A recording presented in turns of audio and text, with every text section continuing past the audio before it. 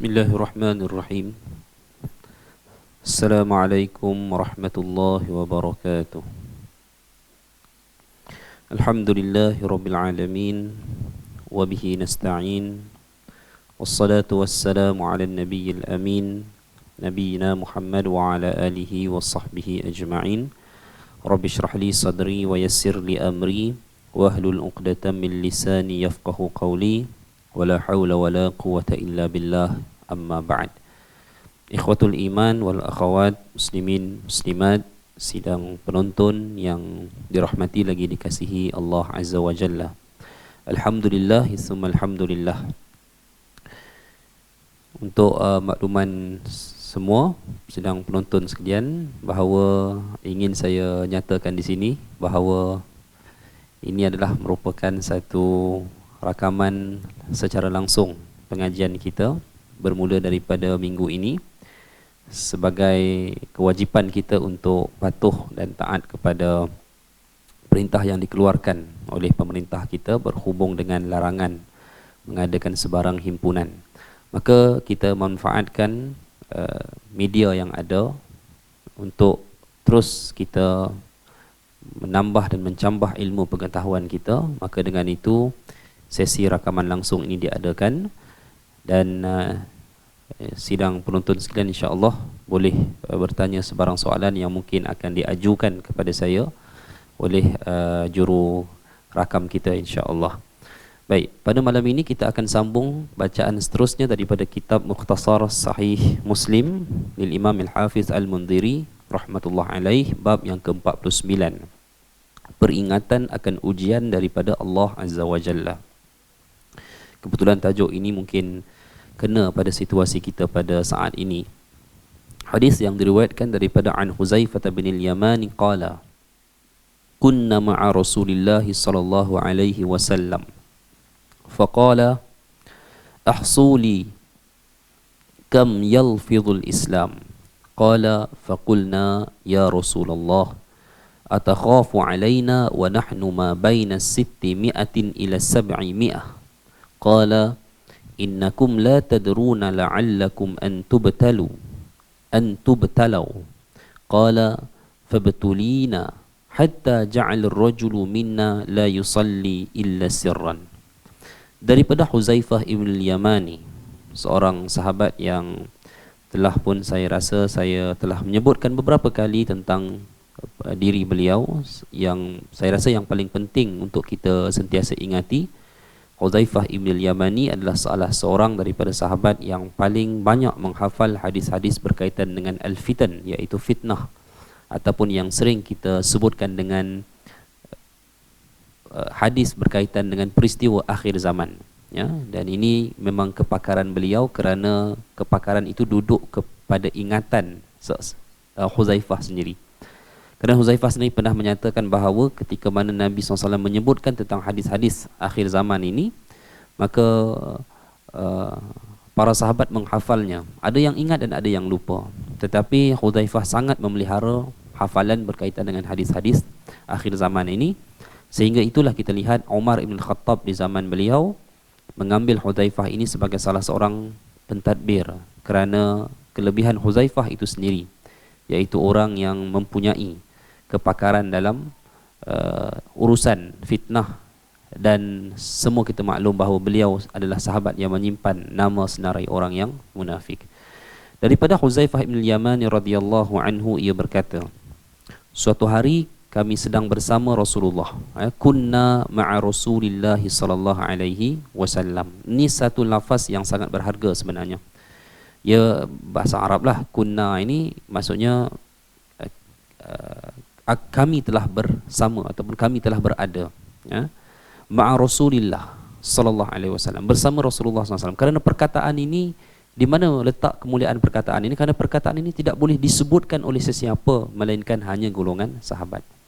Mana mungkin seorang tabi'in boleh menyebutkan perkataan kunna ma'a Rasulillah, kami bersama dengan Rasulullah. Kalau ia menyebutkan demikian mursal, maka laukana sahihan, kalau hadis itu sahih, maka pasti perkataan itu merupakan perkataan para sahabat yang dinukilkan oleh seorang tabi'in. Faqala, ya, lalu ia berkata, "Uhsuli kam yalfidhul Islam." Hitunglah berapa jumlah orang yang sudah memeluk Islam.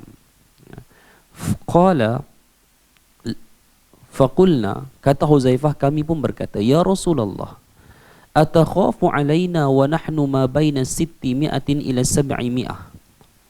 Wahai Rasulullah, apakah engkau khawatir ataupun engkau risaukan tentang kami, sedangkan jumlah kami ini pada masa itu, kata Huzaifah, antara 6 ke 700 orang. Ya, baik. Jadi ada bukti bahawa perkataan ini dia berlaku di zaman ataupun di fasa setelah beberapa tahun berlakunya hijrah, kerana jumlah ini jumlah yang tidak dicapai semasa era Mekah dan bukan jumlah yang dicapai semasa mana awal fasa hijrah. Maka qala, kata Rasulullah SAW, "Innakum la tadruna la'allakum an tubtalau." Kata Nabi, sesungguhnya kalian tidak tahu, kemungkinan kalian akan diuji. Jadi sebab itu bila kita tengok Al-Imam Al-Hafiz Al-Munziri meletakkan tajuk ini peringatan akan ujian daripada Allah, menunjukkan bahawa ujian ini merupakan salah satu daripada skop ataupun perbahasan keimanan. Kerana hadirin sekalian, dengan ujian ni dia akan menatijahkan dua golongan manusia. Pertama, golongan yang akan terus bercambah kekuatan iman mereka, bertambah ya, kekuatan iman mereka. Dan yang kedua, golongan yang berkurang akan keimanan mereka atas beberapa sebab. Sebab itu sebelum ni kita dah baca dalam Kitabul Iman juga, adanya kita baca dalam bab al-waswasah. Waswasah ataupun keraguan, bisikan yang dibisikkan, yang dilontarkan ke dalam hati manusia orang yang beriman ini, agar mereka ini ragu dalam beberapa perkara. Khususnya keraguan itu dalam keimanan. Walaupun kita ketahui biasanya was-was ni orang akan bahaskan dalam masalah fiqh, ya, tetapi tidak hanya kepada masalah fiqh ataupun hukum syarak. Kerana yang lebih berat lagi, was-wasah yang jadi ke atas seseorang pada sudut keimanan. Yang telah kita bahaskan dahulu bahawa antaranya Nabi SAW pernah menyebutkan bahawa sampai satu masa mana syaitan ni dia akan membawa ataupun dia akan membisikkan kepada manusia yang beriman, orang yang beriman ini, jika Allah menciptakan itu, Allah menciptakan itu, maka mereka akan membisikkan siapakah yang menciptakan Allah Ta'ala. Maka itu salah satu daripada contohnya. Dan apabila seseorang ditimpa ujian, ada orang yang bertambah keimanan dia, ya, antara yang disebutkan oleh guru saya dahulu, ini perkataan beliau lah, ya, kita menemukan hadis dan ini perkataan beliau, olahan beliau sendiri, di mana beliau menyatakan bahawa ketika mana saat kita diuji dengan kesenangan, ketika mana Allah Azza wa Jalla memberikan kita kesenangan dan kita mengingati Allah pada masa itu, maka tatkala kita menerima ujian, maka Allah akan menjadikan iman kita ini bertambah disebabkan oleh ujian tersebut. Akan tetapi bagi orang yang lupa kepada Allah semasa dia diberi kesenangan, maka tatkala ia menerima ujian, maka syaitan akan menjadi sahabat ataupun penemannya. Ini satu perkara yang saya simpan perkataan ini, ya, kerana hidup manusia ini mustahil dia tidak diuji. Dan ujian itu dia tidak akan datang sekadar semata-mata ujian, melainkan ujian ini akan datang untuk menguji keimanan manusia. Itulah yang paling utama. Dengan apa yang kita lalui pada hari ini, bila kita lihat, sekali kita lihat pada hari ini, ada orang-orang yang mungkin pada perkataan mereka itu mereka tak sedar mereka telah mengungkapkan perkataan-perkataan yang mencari keredaan.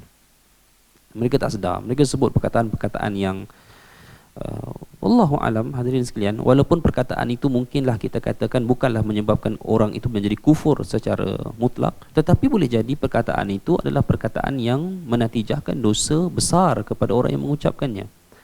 Ya, seperti mempertikaikan soal rezekinya, ya. Kita tahu pada situasi masa sekarang ini, kesemua ataupun kita katakan majoriti daripada penduduk bukan di negara kita sahaja akan terjejas ekonomi mereka, terutamanya orang yang bekerja sendiri, yang berniaga dan sebagainya. Ya, malah kita rasakan mungkin ada kerugian-kerugian yang mencecah ratusan ribu dan mungkin angka-angka yang lebih daripada itu. Ya. Hanya saja kita fikir bagi seorang Muslim, setiap ujian itu jika disambut dengan keredaan, maka dia akan menjadi kebaikan juga kepada seorang Muslim. Ya, yang mana inilah keindahan hidup kita. Tatkala kita diberi kesenangan adalah kebaikan jika kita mengingati Allah. Tatkala kita diberi ujian juga adalah kebaikan jika kita mengingati Allah dalam masa yang sama. Baik. Hadirin nanti Allah sekalian, kita lihat dulu hadis ini sebelum kita bicarakan dengan lebih lanjut. Hudzaifah berkata, maka kami pun diberi ujian oleh Allah. Ya. Qala fabatulina hatta ja'ala ar-rajulu minna la yusalli illa sirran. Maka kami pun diberi ujian oleh Allah sehingga salah seorang di antara kami tidak melakukan salat secara melainkan dalam keadaan sembunyi-sembunyi. Baik. Apa yang kita nak faham, atau ada kaitan dengan larangan solat ke masa ni? Ini satu isu juga kan. Baik. Hadirin sekalian, fiqh merupakan satu urusan, kerana saya pun tak mau bahaskan di sini, tentang kalau kita bahaskan fiqh ni panjang-panjanglah, darul mafasid dan sebagainya, dalam bab kaedah sadduz zari'ah ataupun sadduz zara'i, perkara-perkara yang boleh mendatangkan kemudaratan, dan Islam telah datang untuk mencegah kemudaratan itu. Bukan sahaja merawat kemudaratan, tetapi Islam datang untuk mencegah kemudaratan. Sebab itulah munculnya kaedah-kaedah yang saya sebutkan tadi. Maka itu adalah satu perkara yang penting. Dan bagaimana orang yang datang dan mengaitkan soal perkara-perkara ini seperti larangan solat berjemaah, tiadanya solat Jumaat ini dengan perkara yang berkaitan dengan keimanan, dan dia memutlakkan perkara ini kepada sudut-sudut yang terlalu, kita kata, apa bahasa yang saya nak guna, terlalu, kita katakan orang yang terlalu terkehadapan dalam menilai sesuatu tu. Contohnya bila dia tengok tak ada solat jemaah, maka dia mungkinlah dia ada, seperti mana kita tengok ada tulisan satu dua orang yang menyatakan ya ini adalah sekatan daripada Allah dan sebagainya. Dan hadirin nanti Allah sekalian, itu adalah bila kita baca hadis seperti ini. Sebab itu kita lihat, senang penonton sekalian, kita lihat inilah ujian yang Allah berikan. Dia tidak semestinya menunjukkan kepada keburukan, ya, tetapi dia merupakan ujian. Mengapa apabila kita lihat satu larangan itu, contohnya di tempat kita sekarang ini sedang diberikan larangan ataupun larangan menghadiri jemaah, hatta larangan bersolat Jumaat, sehingga ke satu tarikh yang ditetapkan. Mungkin kita akan terlepas Jumaat dalam beberapa kali, ya, dan orang yang solat Jumaah tidak dapat lagi berjemaah, ya, dan menjadi kewajipan mereka untuk patuh kerana dia merupakan arahan pemerintah. Tetapi adakah kita semata-mata melihat perkara itu merupakan sebagai satu keburukan?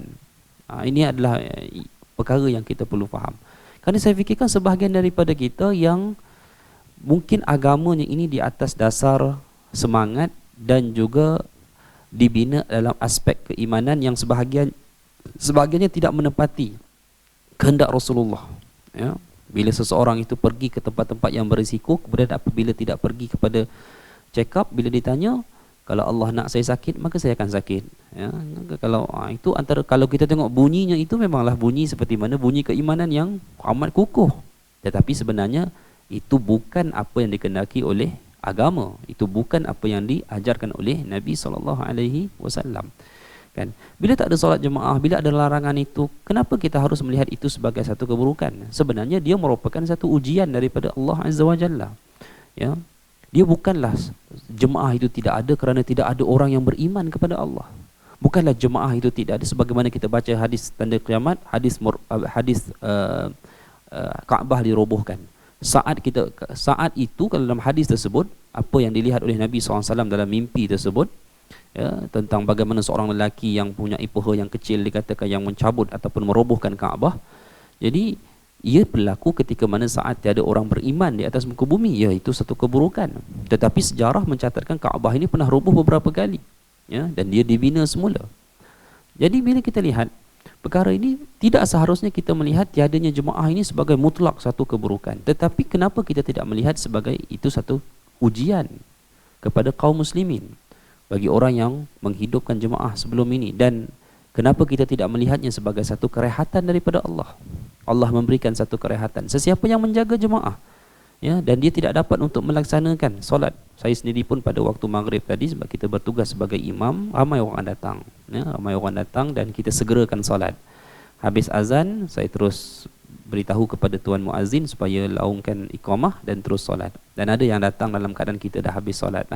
Kemungkinannya mereka tak tahu ada larangan tersebut, kemungkinannya mereka tahu tapi mereka sangka belum bermula, mungkin ada kemungkinannya mereka datang juga dengan apa orang kata mempertaruhkan nasib, ada tak ada.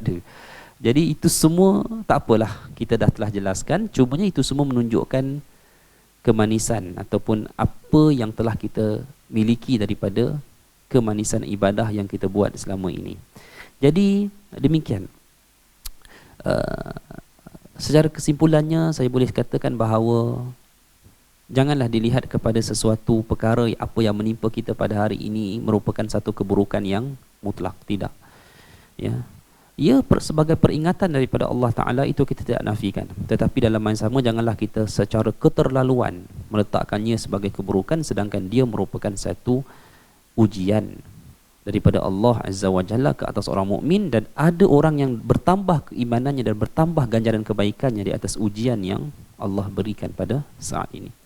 Baik, tentang hadis ini wallahu alam, para ulama berselisih pandangan dalam masalah menentukan apakah ujian yang dimaksudkan oleh Nabi sallallahu alaihi wasallam dan juga apakah yang telah disebutkan oleh Abu Hurairah sehingga salah seorang di antara kami tidak melakukan solat kecuali secara sembunyi-sembunyi. Oleh Huzaifah ibn al-Yamani. Kerana Huzaifah ibn al-Yamani ini wafat sebelum daripada kecamukan fitnah yang dahsyat, khususnya di zaman serangan tentera Yazid ke Madinah dan selain daripada peristiwa-peristiwa itu.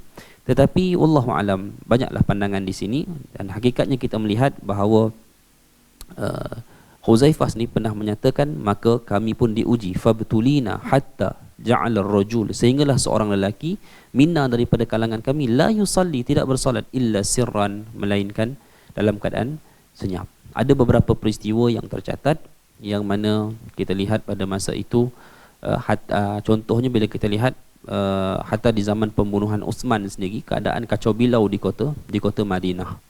Kita maklum pada peristiwa itu tak ramai sahabat-sahabat yang berada di Madinah, mereka sibuk melakukan urusan haji walaupun masa itu proses ingin pulang daripada kota Mekah.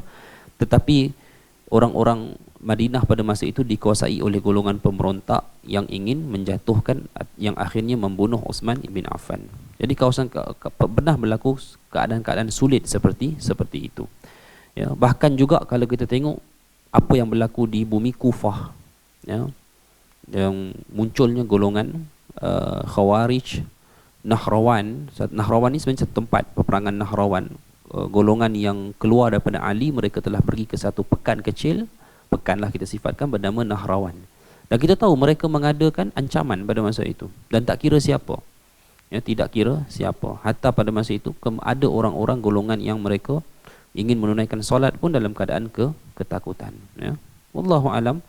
Cumanya bila kita lihat apabila salat tidak dapat didirikan secara zahir, seperti mana saya katakan tadi, jemaah tidak dapat didirikan secara zahir, maka ia merupakan satu ujian yang nyata ke atas kaum muslimin, dan jangan dilihat ia sebagai satu keburukan semata-mata, kerana perkara itu boleh menjadi sebab bertambahnya keimanan bagi orang-orang yang benar meletakkan Allah dan Rasul sebagai matlamat kehidupan mereka. Baik, insya-Allah. Bab yang ke-50. Islam muncul dalam keadaan asing dan akan kembali dalam keadaan asing. Ia akan berkumpul di antara dua masjid. Baik. Ani bin Umar anin Nabi sallallahu alaihi wasallam qala innal Islam bada'a ghariban wa sayaudu ghariban kama bada'a wa huwa ya'rizu bainal masjidain kama ta'rizul hayyatu fi juhriha. Hadis yang saya rasa masyhur, hadis ghuraba, ya, ghuraba, golongan ghuraba. Dari Ibnu Umar radhiyallahu anhuma, dari Nabi sallallahu alaihi wasallam baginda bersabda, ya, innal Islam bada'a ghariban, sesungguhnya Islam itu muncul dalam keadaan gharib, ya. Gharib ni apa makna gharib, ya? Ini kita kena tengok. Saya simpul ringkas sajalah kalau kita berbahas panjang dari segi bahasa. Gharib ni maknanya dalam keadaan pelik, ya, dalam keadaan yang asing, dalam keadaan dilihat oleh orang ini, kalau kita kata rajulun gharib, lelaki yang pelik, asing. Okey, orang yang sebab tu suatu orang asing dia boleh menyelisihi pakaian suatu kaum. Okey. Dia ada bezalah. Kita tidak boleh berpakaian pelik jika kita berada pada satu kaum dan kita daripada kalangan kaum itu. Maksudnya apa? Kita orang Melayu, kita duduk dalam kalangan orang Melayu atau masyarakat Malaysia lah, senang, masyarakat Malaysia yang kita tahu, kita dah mengenali budaya antara satu sama lain, dan tiba-tiba kita berpakaian pelik dengan niat untuk, ataupun pakaian kita itu boleh mendatangkan tarikan kepada orang. Itu yang dibahaskan dalam bab libasus syuhrah lah, pakaian yang mencari kemasyhuran. Tetapi bagaimana orang yang dia bukan daripada kaum itu, dia orang Kita warga Malaysia datang, contohnya orang daripada Afrika, Muslim daripada Afrika, dan dia memakai pakaian yang pelik mengikut kita, tetapi mungkin pakaian itu biasa bagi tradisi dia. Yang ini diringankan bagi dia, kerana tidak menjadi tuntutan dia mesti mengetahui bagaimana pakaian rasmi kaum kita. Contohnya, saya sendiri pernah jumpa pensyarah saya seorang warga Afrika dulu, daripada satu negara Burkina Faso. Saya tak tahu negara ni duduk kat mana lah. Tapi dia satu negara Afrika lah. Dia kata ada negara dia dah jadi main bola, main kat Barca. Saya pun tak tahu siapa lah.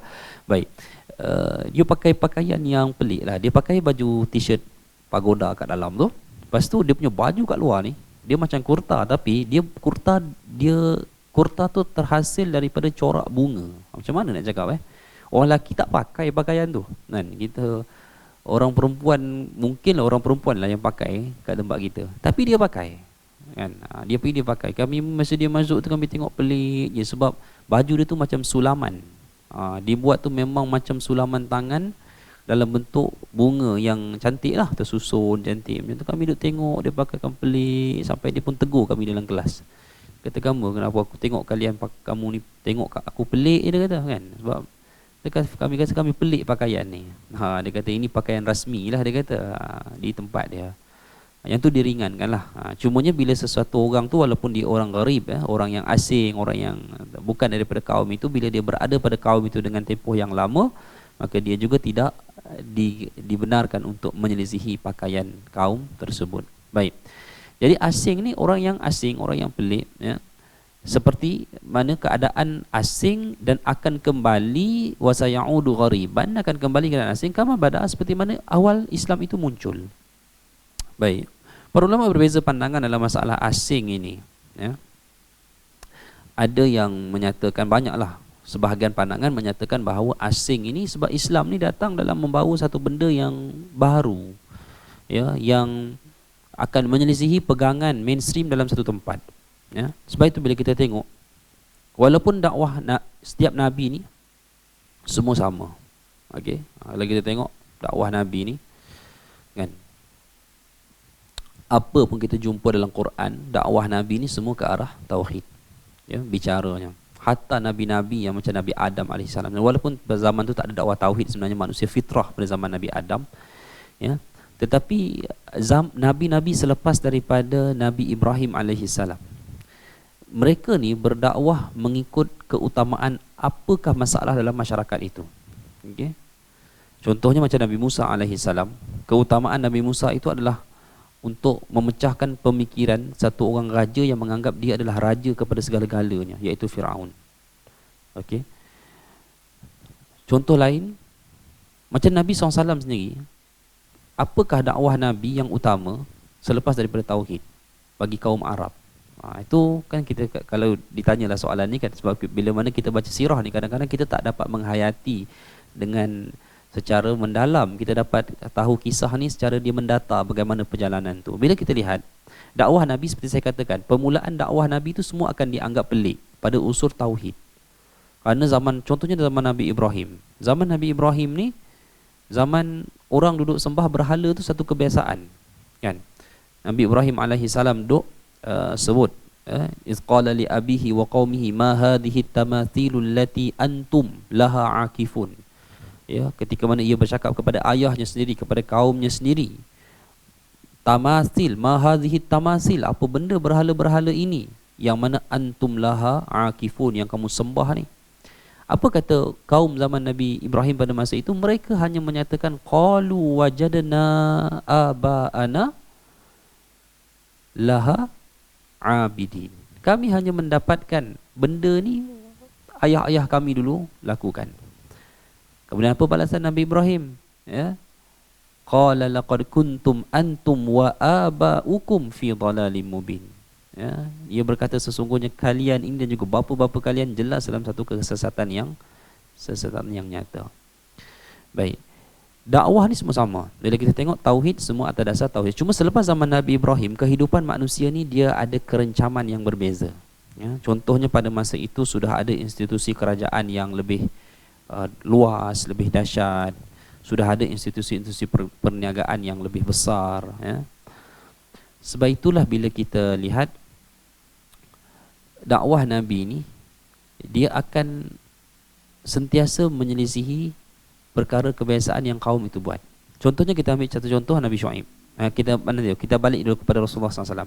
Pada Rasulullah SAW berdakwah, kita tahu yang pertamanya adalah tauhid. Lepas tu kalau kita tengok dalam sirah, yang Nabi tekankan adalah apakah masalah utama yang Nabi nak ubah dalam kalangan kaum Arab. Jawapannya adalah asabiyah. Ketaksuban kepada kabilah masing-masing, sehingga Arab tak boleh bina empire sendiri. Mesti mereka nak kepimpinan itu hanya dikawal oleh kabilah-kabilah mereka sendiri. Sebab itu ketika mana Nabi SAW kumpulkan ahli keluarga baginda terlebih dahulu di Bukit Safa tu, kalau kita tengok apa yang baginda seru atas nama kabilah. Wahai Bani Ka'ab ibn Murrah, wahai Bani Murrah ibn Ka'ab, wahai Bani Qusay bin Kilab, wahai Bani Abdul Manaf. Nabi sebut begitu. Sehingga Nabi menyebut sendiri sampai last, wahai Bani Abdul Muttalib. Beliau Bani baginda sendiri. Kenapa Nabi sebut dengan nama-nama begitu? Dia ada tujuan. Kenapa Nabi tak sebut terus ya ayuhan nas, ataupun Nabi tak sebut langsung ya ahla Makkah, wahai ahlul Makkah, ataupun Nabi kata ya ma'syarul Quraisy, wahai semua orang Quraisy. Kenapa Nabi tak sebut begitu? Nabi sebut dengan nama bani-bani. Ada sebab, ada tujuan, supaya mereka terpanggil dengan apa yang Nabi nak bicarakan selepas itu, bahawa tidak ada orang yang mampu menyelamatkan di antara kabilah masing-masing ini, ya. Hatta aku sendiri, kata Nabi, tidak mampu untuk menyelamatkan ahli keluargaku dari kalangan Bani Hashim, daripada kalangan Bani Abdul Muttalib. Menunjukkan bahawa Nabi nak pecahkan kepompong asabiyah, ketakasuban pada masa itu. Itu sebagai satu contoh. Setiap Nabi selain dakwah tauhid, mereka akan ada dakwah yang utama selepas dakwah itu. Macam kalau kita tengok yang saya sebutkan tadilah, kaum Arab ni asabiyah. Dan benda ni bila Nabi bawa, dia akan menjadi satu gharib, satu benda yang asing. Asing di mana? Sebab tak ada orang Arab yang nak memecahkan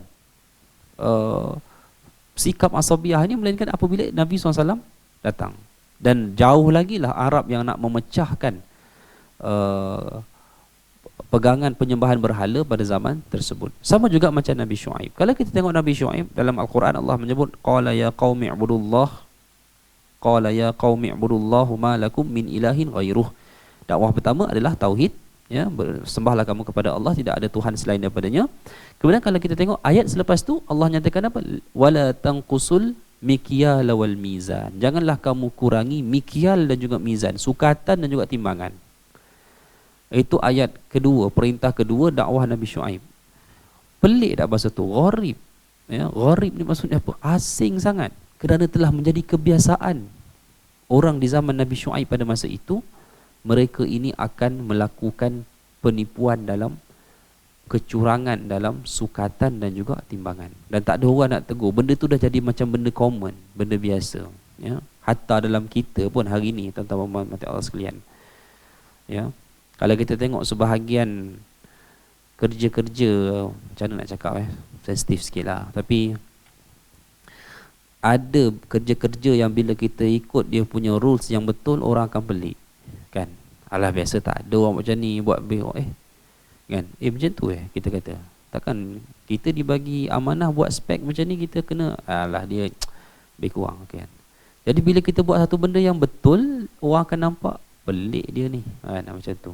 Jadi menyebabkan kita pun orang tak berapa berani nak dekat sangat, tak berapa nak jadikan sebagai partner. Macam itulah keadaan dia.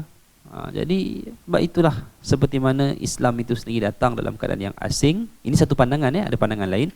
Ia akan kembali seperti mana asing. Maknanya orang akan kembali kepada amal perbuatan Islam yang asal tu dia asing. Okey, itu pandangan yang pertama. Yang keduanya, ya, asing di sini maksud dia tak ramai. Islam tu dia bermula dalam keadaan tak ramai, dan dia akan kembali dalam keadaan yang sama. Tetapi pandangan ni saya pada pengamatan saya dia tertolak lah. Kerana ada beberapa bukti-bukti yang jelas tentang ramainya Islam. Dalam macam hadis yang Nabi sebut bagaimana golongan kufar akan lanyak kaum muslimin, hadis Wahan tu lah.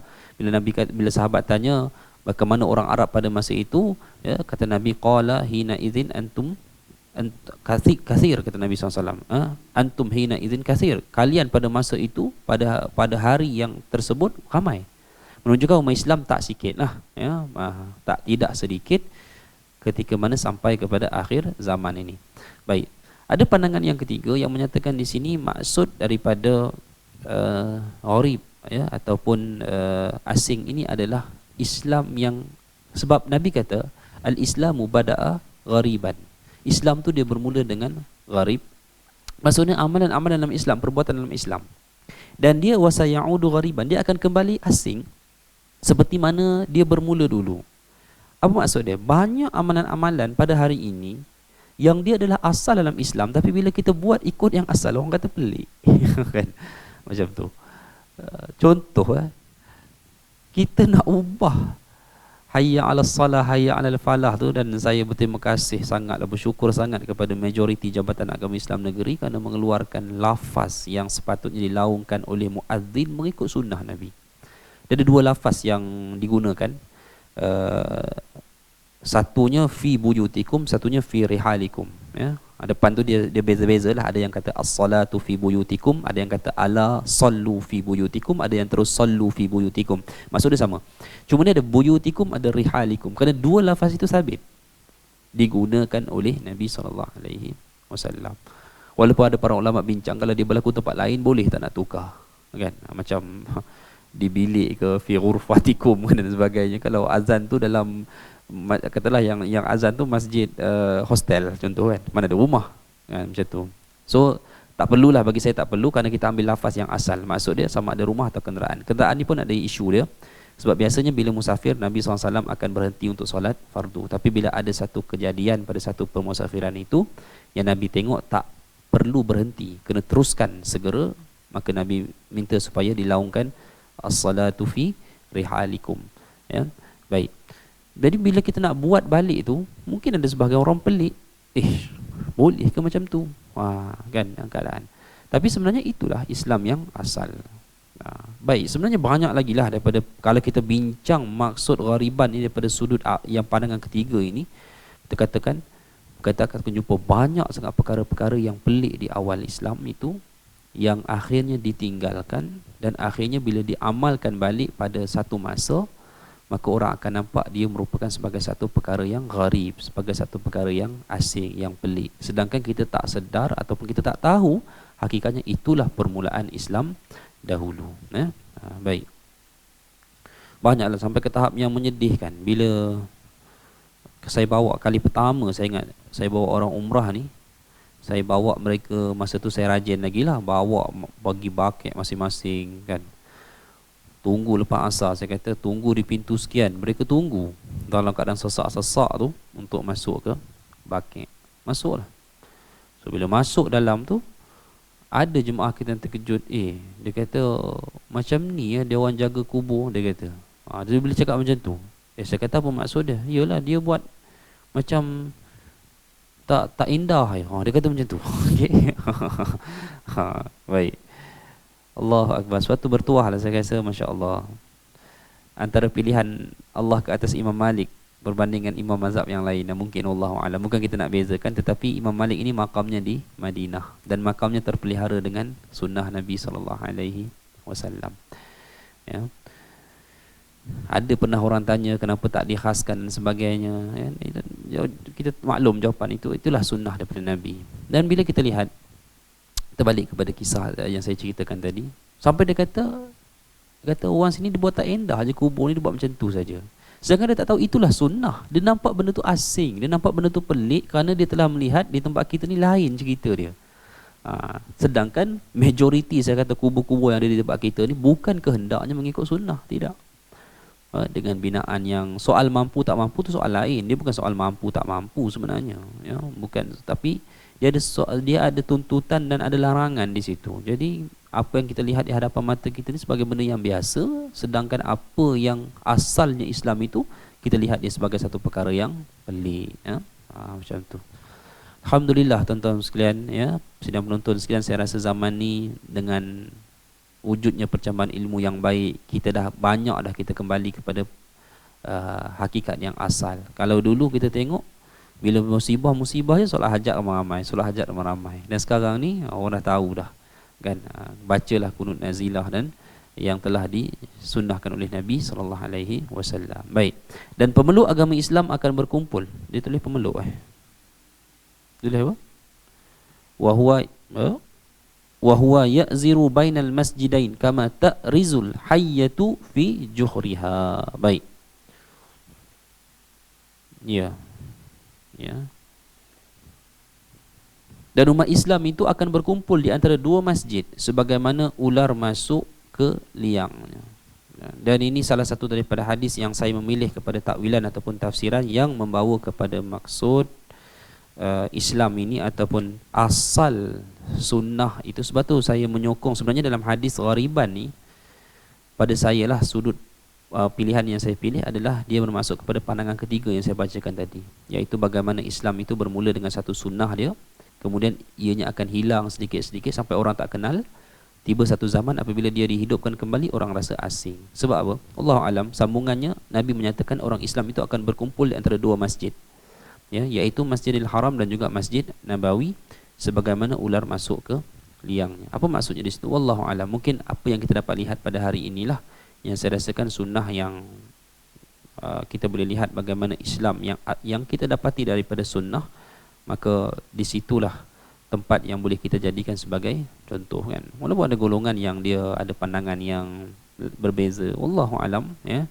Tetapi apapun sandaran kita adalah Islam ini balik kepada asal perintahnya bagaimana, maka begitulah Islam yang asalnya, ya. Wallahu alam. Baik, insya-Allah.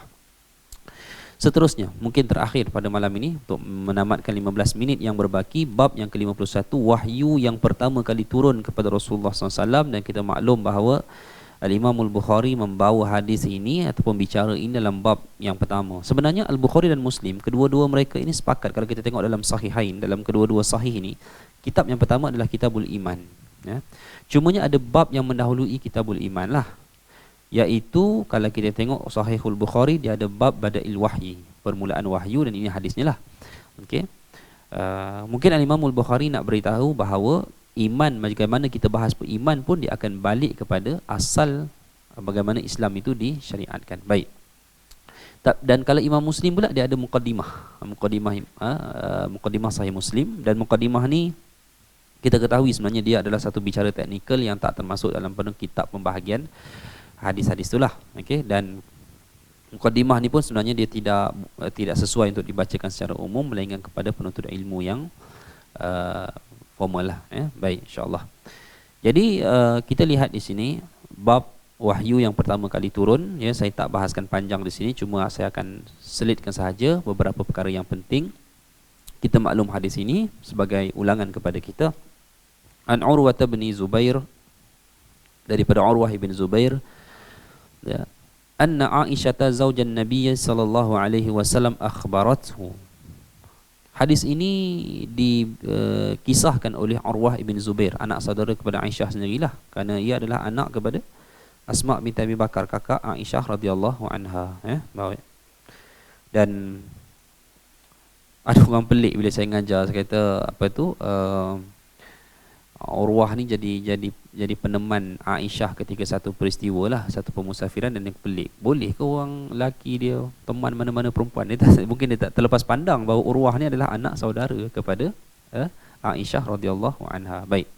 Urwah bin Zubair menyatakan bahawa Aisyah telah membicarakan kepadanya. Annaha qalat, apa kata Aisyah? Ya. Baik. Aisyah dah ada ke masa Nabi SAW diangkat menjadi Rasul? Ini soalan dia, tak ada lah, ya. Kalau kita tengok kepada ini kot tuan-tuan lah, tuan-tuan nak pegang kahwin umur 6 tahun ke 16 tahun? Kalau 16 tahun dah ada lah, kalau 6 tahun tak ada. Tapi tak pelik pun, kerana bicara ni kita tahu takkan Aisyah nak membicarakan cerita ini sendiri. Kurang-kurang kalau beliau masih belum ada, kalau ada pun usianya sangat kecil pada masa itu, dan ia mendengar daripada Nabi SAW.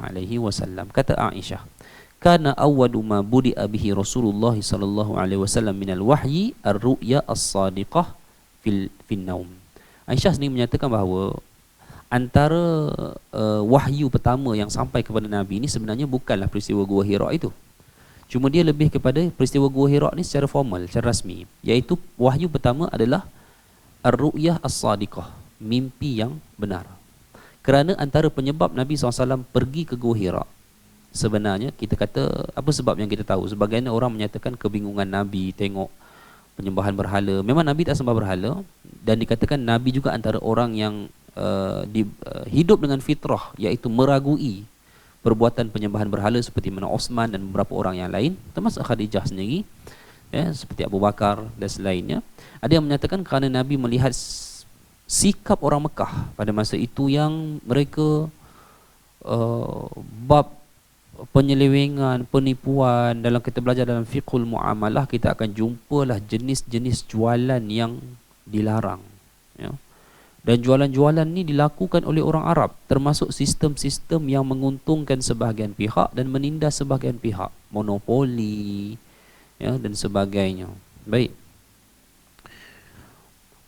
Dan jadi itu antara sebab yang dikatakan Nabi menyendiri. Tetapi yang lebih jelasnya, kenapa Nabi pergi ke Gua Hira? Kerana Nabi merasakan ada gangguan dalam dirinya. Apa dia? Antaranya adalah ar-ru'ya, iaitu mimpi-mimpi yang Nabi SAW alami. Dan mimpi ini pelik, dia berdatang secara berulang kali. Bahkan ada dalam satu riwayat disebutkan bahawa Nabi kerap mendengar suara sapaan memberi salam tanpa diketahui siapakah yang memberi, melafazkan lafaz tersebut. Dan ini normal, ya. Baik, itulah perkara yang membuktikan baginda seorang manusia biasa. Bila baginda dengar begitu, maka baginda Nabi SAW merasa tidak senang pada dirinya, ingin mencari ketenangan, ya. Fakana la yara ru'ya illa ja'at misla falaqis subuh. Yang mana kata Aisyah radhiyallahu anha di sini, ya, Rasulullah tidaklah bermimpi kecuali mimpi itu ia datang seperti mana cahaya subuh. Baik. Summa hubbiba ilaihil khala. Kemudian lepas daripada itu baginda suka untuk khala, ni maknanya menyepi lah. Baginda suka untuk menyendiri. Fakana yakhlu bi ghari Hira'in, maka baginda telah memilih Gua Hira. Bukan wahyu Gua Hira ni. Orang duk sibuk lah panjat dan sebagainya. Panjat tu boleh, saya pun panjat 2 kali juga, 50 minit naik atas. Naik okey lagi, turun lagi sakit. Kan, siapa yang tak pernah panjat, nak panjat-panjat lah. Bukan jadi larangan pun, cumanya jangan duk pelik-pelik lah, kerana tak ada perintah pun nak panjat, ya. Nabi panjat itu bukan wahyu. Kenapa Gua Hira? Saya bagi tahu di sini, itu adalah gua yang paling sesuai dijadikan tempat persendirian, kerana gua tu terletak di puncak bukit. Bukit tu pula tak berapa tinggi, Jabal Nur, Bukit Nur. Dan bukit tu pula tak berapa jauh dengan center of Makkah tu sendiri, Masjidil Haram. Macam itulah sebab dia. Okey. So kalau ada bukit yang lebih sesuai pada masa tu, mungkin Nabi akan pergi tempat lain. Macam itulah. Okey. Baik.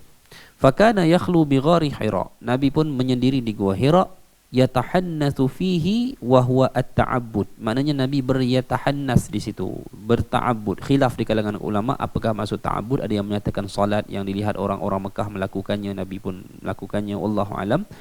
Al-layaliya aulatil adad qabla an yarji'a ila ahli. Beberapa lama, beberapa malam sebelum ia kembali kepada keluarganya. Wa yatazawwadu lidzalik thumma yarji'u ila Khadijah, ya. Kemudian kita lihat Rasulullah kembali kepada Khadijah untuk mengambil bekal seperti sebelumnya, sama juga, ya. Hatta, perkataan saya baca tadi, summa yarji'u ila Khadijah fayatazawwadu limisliha hatta faji'ahul haqqu wa huwa fi gharin Hira. Nabi akan baliklah beberapa malam, Nabi akan balik untuk mengambil bekalan apa semua, ya. Kemudian sampai kemudian turunlah wahyu kepada baginda ketika baginda sedang berada di Gua Hira. Inilah bermula faja'ahul malak. Datanglah malaikat, yakni Jibril, faqala iqra, bacalah. Okey. Qala ma ana biqari. Baik. Ini kan kalau kita dengar dalam beberapa kuliah ustaz-ustaz kita lah, ya. Beza-beza pandangan. Sehingga adalah pandangan yang menyatakan Nabi ni sebenarnya boleh baca. Kalau tak, kenapa Jibril kata iqra? Logik tak? Logik tak? Macam Nabi ni boleh baca. Kalau tahu Nabi tak boleh baca, buat apa suruh baca? Sebab iqra. Baik. Ini kita kena tengok sedikit bahasa Arab lah. Nabi sebut ma ana biqari. Ma ana biqari ni, kalau contohlah kalau kita kata ma ana bitalibin, contohnya saya bukan pelajar, mutlak saya bukan pelajar, macam tu. Okey.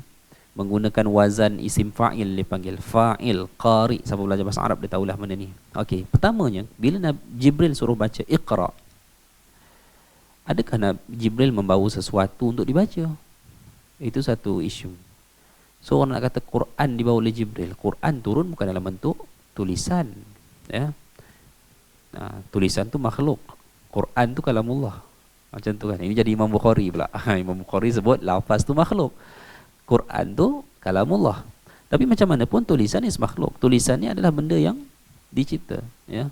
Kalamullah turun dalam bentuk kalam, dalam bentuk bagaimana kama unzil, kata Nabi SAW, iaitu seperti mana ia diturunkan, iaitu dalam bentuk qiraah, pembacaan. Dia bukan dalam bentuk tulisan. Pendapat paling kuat di sini dan paling benar bagi saya adalah Jibril datang tak membawa apa-apa tulisan. Cuma Jibril datang kepada Nabi, Jibril bagi arahan Iqra, bacalah. Okey, macam kita cakap kepada anak murid, guru cakap kepada anak murid, bacalah. Membacalah. Bukan mesti guru tu kena bawa buku. Bukan guru tu mesti tunjuk sesuatu, bacalah ini, tak, bacalah umum. Tetapi Nabi hanya jawab ma'ana biqari, menunjukkan sebenarnya jawapan ma'ana biqari menunjukkan maksud jelas bahawa Nabi memang tak boleh membaca. Kalau Nabi boleh baca, Nabi akan tanya, nak baca apa? Kan, sesuatu untuk bila orang suruh kita buat sesuatu yang kita boleh buat, kita akan tanya, kan. Saya ada masalah keuangan ni, contoh. Berapa nak pakai? Orang tanya balik. Menunjukkan orang tu mampu nak tolong. Kalau kita tangkap dekat orang, cakap kat seorang, aku ada masalah keuangan ni, orang tu buat macam tak dengar. Menunjukkan dia tak mau tolong atau dia memang tak mampu nak tolong, kan. Nabi jawab ma'ana biqari. Satu perkataan jelas yang Nabi tak tanya pun nak baca apa, tetapi satu perkataan yang jelas bahawa Nabi memang tidak boleh membaca. Baik. Qala fa'akhazani faghattani hatta balagha minni al-jahda thumma arsalani. Baik, bila kita lihat di sini, Jibril memegang dan mendekapku dengan erat untuk kedua kalinya hingga aku merasa lemas, ya. Dan dia melepaskan aku. Ada faghattani ni, ada kata ghatta ni makna menekan, ya. Apa-apa pun dia dalam bentuk tekanan lah, sama ada memeluk ataupun menekan dada Nabi sehingga ke dinding gua dan sebagainya. Itu semua tafsiran-tafsiran yang wujud. Apapun bagi Nabi SAW dikenakan satu tekanan dalam bentuk fizikal oleh Jibril AS. Faqala, kata Jibril setelah dilepaskan, Iqra, bacalah. Nabi jawab jawapan yang sama, qala qultu ma ana biqari. Qala fa akhazani faghattani ats-tsaniyah hatta balagha minil jahda thumma arsalani. Kejadian seperti sebelumnya, faqala Iqra, bacalah, faqultu ma ana biqari, fa akhazani faghattani ats-tsalisah, sehinggalah benda ni berlaku 3 kali, hatta balagha minil jahda thumma arsalani. Faqala Iqra, kali ketiga Jibril menyatakan faqala, maka ia menyatakan Iqra bismi rabbikal ladzi khalaq. Bacalah dengan Tuhanmu yang telah menciptakan. Baik. Jadi Jibril tak kata Iqra saja. Jibril menyatakan Iqra bismi rabbikal ladzi khalaq. Bacalah dengan nama Tuhanmu yang telah menciptakan. Khalaqal insana min 'alaq, yang telah mencipta manusia daripada 'alaq, segumpal darah. Ini sebenarnya dalil, ini dalil akli ke naqli ni? Nak tanya siapa? Audiens tak ada. Dalil naqli lah, dalil nas. Okey. Baik. Dah kuliah dah terbiasa bertanya. Tapi dalam masa yang sama dia juga adalah dalil akli sebenarnya, ya. Tak payah susah-susah cari dalil akli ni kat luar. Quran tu sendiri, ya, dia dalil naqli dan dalam masa yang sama dia juga membawa kepada maksud akli. Sebab tu kalau kita tengok golongan salaf, mereka menggunakan dalil, golongan salaf yang tak popular dengan kalam, dengan dalil akli, tapi mereka jelas menggunakan dalil akli. Bagaimana? Kerana dalam Quran penuh dalil akli. Ketika mana Nabi Ibrahim alaihi salam buat apa pada berhala-berhalanya, dalam sambungan ayat yang saya bacakan ni, faja'alahu juzazan illa kabiran lahum la'allahum ilaihi yarji'un. Kan ketuk semua, hancur berhala illa kabiran lahum, paling besar ditinggalkan, ya.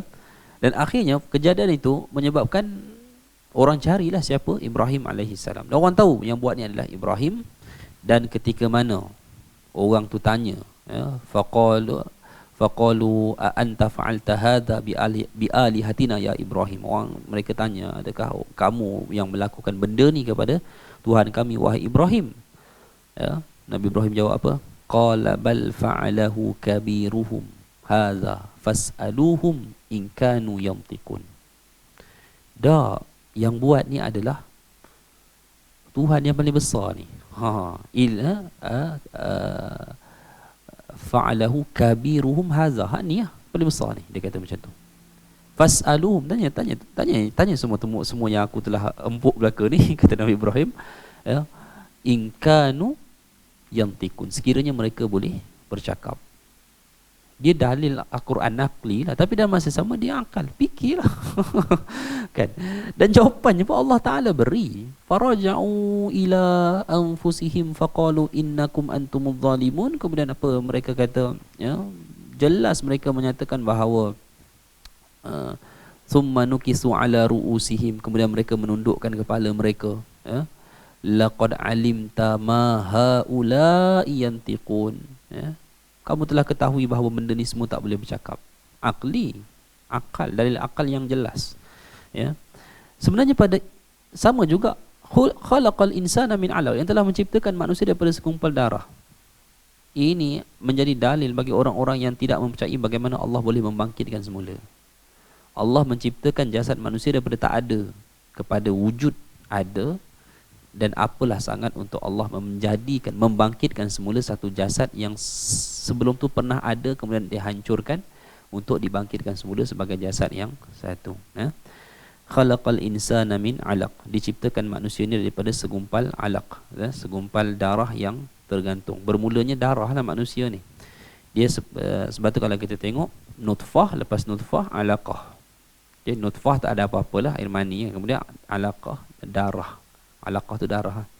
Allahu alam, di kalangan ahli perubatan, sebab tu mereka bila buat check up ambil darah semua tahu. Macam itulah. Ya, baik. Iqra wa rabbukal akram. Saya dah tulis tadi bahawa kita kadang-kadang kita kena berfikir daripada dalil-dalil yang kita baca. Kita manusia ni kita rasa kita hebat, ya. Beberapa tempat Allah menyatakan antaranya manusia ni disifatkan dengan ahsani taqwim. Ya, satu penciptaan yang paling terbaik lah. Ya, memang kompleks lah manusia ni bagaimana dia dicipta. Beberapa tempat juga Allah menyatakan bahawa manusia ni da'if. Dan pada hari ini kita berperang dengan satu makhluk yang tak tahulah saya, 125 nanometer saiz. Saya tanya nanometer ni macam mana saiz 125? Dia kata macam ni, 125 tu 125 kali ganda lebih kecil daripada seurat rambut. Macam tu. Itulah saiz dia. Mikroskop biasa dia tak boleh tengok. Dia kena guna yang elektron apa tu, nak tengok si COVID ni. Kan? Tentulah. Contoh macam itulah yang dikabarkan. Dan jangka hayat dia pula dikabarkan 9 hari saja di luar tubuh benda hidup. So dia boleh hidup sendiri kat luar ni. Ya, sebab tu kalau orang buat check up tu dia ambil apa? Apa dia panggil? Swab dia panggil. Dia ambil putih kapas tu, ambil lah kat tekak ke. Kan macam tu, lepas tu dibawa ke makmal nak tengok ada tak virus tu. Kan sebab tu bila orang bersin, orang kena.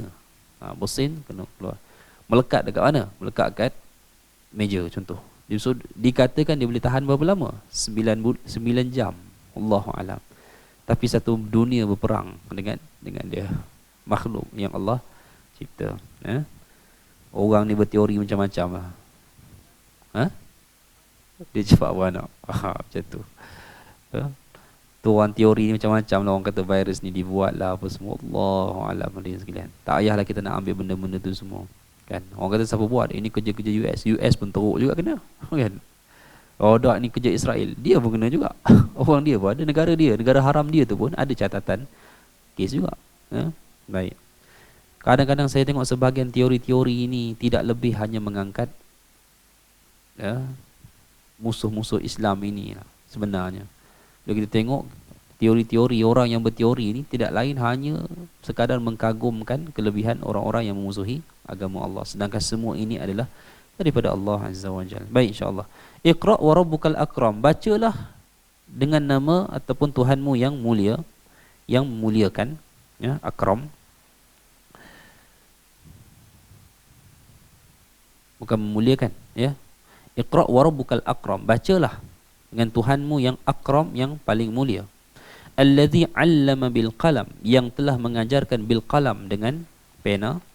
'Allamal insana ma lam ya'lam, yang mengajarkan manusia daripada apa yang mereka belum ketahui, ya. Baik, insya-Allah hadirin mati Allah sekalian. Saya rasa kita sampai sini dulu, insya-Allah. Pada pertemuan akan datang kita akan sambung tentang kisah hadis ini, ya. Kerana saya nak sebut beberapa perkara penting juga, ya. Kisah di Gua Hira ni dia habis di sini, ya. Kerana selepasnya faraja'a biha Rasulullah SAW, ya, tarjufu biwadiruhu hatta dakhala ala Khadijah. Kita seterusnya Rasulullah SAW pulang, ya, kepada Khadijah dalam keadaan gementar. So insya-Allah kita akan sambung pada pertemuan yang akan datang. Wallahu a'lam, insya-Allah. Baik. Kita tengok kalau ada soalan lah. Cuba scroll sikit kalau ada soalan daripada penonton. Kita akan cuba jawab lah kalau yang saya mampu jawab, insya-Allah. Ada? Tak ada soalan. Alhamdulillah, insya-Allah. Tak ada eh? Waalaikumsalam tak ada, PMT tak ada, alhamdulillah. Jadi jazakumullah khairan katsira, insya-Allah. Doakan, saya akhirilah insya-Allah dengan sama-sama kita doakan kita diberikan kesihatan yang baik, dan insya-Allah saya juga ingin sidang penonton sekian doakan insya-Allah sahabat kita yang saya rasa telah mengorbankan masa dan tenaga untuk meneruskan agenda ni pula kan agenda ataupun rancangan untuk menyiarkan rakaman ini secara langsung bagi pihak Baitussalam dan PMT. Semoga insya-Allah Allah merahmati, ya, mereka. Mudah-mudahan insya-Allah semoga kita bertemu pada pertemuan berikutnya. Wallahu alam, saya mohon maaf. Aqulu qawli hadza wa astaghfirullah. Assalamualaikum warahmatullahi wabarakatuh.